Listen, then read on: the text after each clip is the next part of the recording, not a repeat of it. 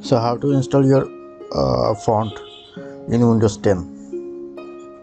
First you need to unzip this font, extract here. This is my font name, East Octopus. Okay, for install just click right button and install for all users.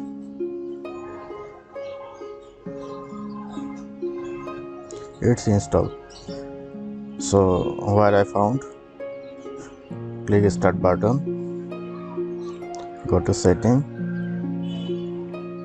and here you type control panel, control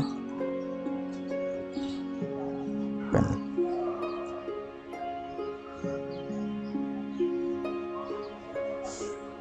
Then goes to appearance and personalization and font.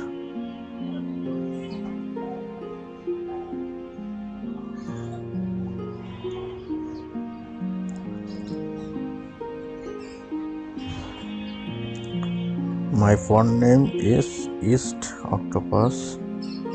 So now I find this is my font. So if you want to delete, then just select and click delete, then it's gone.